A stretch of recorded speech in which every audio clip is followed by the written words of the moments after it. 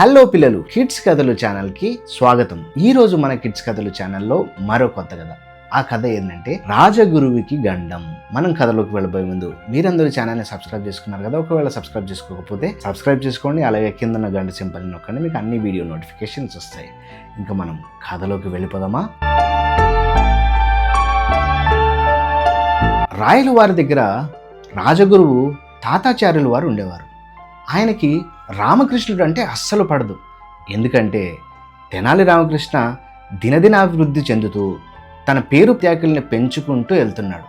అందుకని అది చూసి అసూయపడుతూ రాజగురువుకి తెనాలి రామకృష్ణ అంటే అస్సలు పడేది కాదు.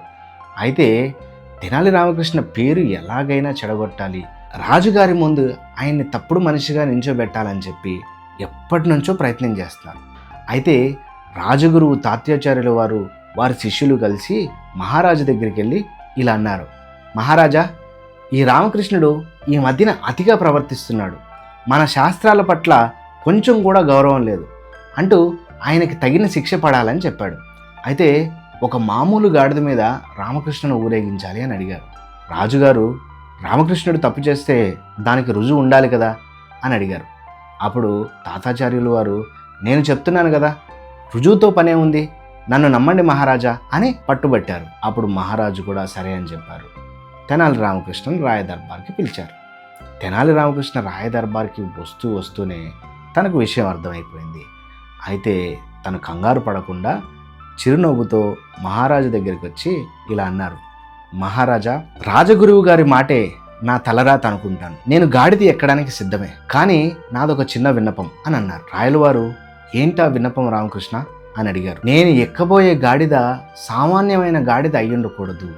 అది పండితులను మాత్రమే గుర్తుపట్టే మేధావి గాడిద అయ్యుండాలి. అప్పుడే నా ఊరేగింపుకు ఒక గౌరవం ఉంటుంది అని చెప్పారు. అప్పుడు మహారాజా ఆశ్చర్యపోయి, అసలు ఇలాంటి గాడిద ఉంటుందా?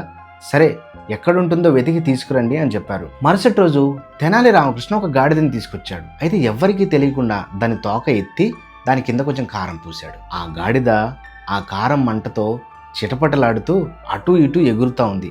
ఎవ్వరిని దగ్గరికి రానివ్వట్లేదు. అప్పుడే మహారాజా మరియు తాతాచార్యుల వారు అక్కడికి ప్రవేశించారు. తెనాలి రామకృష్ణ మహారాజా దగ్గరికి వెళ్ళి, మహారాజా, చూసారా ఈ గాడిద ప్రత్యేకత? ఇది కేవలం పండితులను మాత్రమే గుర్తుపడుతుంది, మిగతా ఎవ్వరిని దగ్గరికి రానివ్వడం లేదు. అయితే అప్పుడు తాతాచార్యుల వారు నవ్వుతూ, రామకృష్ణ, ఇదంతా ఉత్తిదే, నువ్వు గాడిద ఎక్కడానికి భయపడి ఇదంతా చెప్తున్నావు అంటూ ఆ గాడిదను ముట్టడానికి వెళ్తారు. ఆ గాడిద మంటతో ఉండడంతో అది 2 కాళ్ళను గాల్లో ఎగిరి తంతుంది. తాతాచార్యుల వారు త్రుటిలో తప్పించుకుని వెనక్కి భయపడుతూ వస్తారు.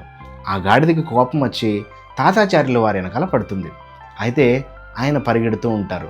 గాడిద ఆయన వెనకాల పరిగెడుతూ ఉంటుంది. అప్పుడు తెనాలి రామకృష్ణ చూసి, మహారాజా, చూసారా, మహాపండితులు మహాగురువులైన తాతాచార్యుల వారి వెనకే ఆ గాడిద వెళ్తుంది. అలాంటప్పుడు ఆయనని కాదని ఆ గాడిద నేను ఎలా ఎక్కగలను అని చెప్తారు.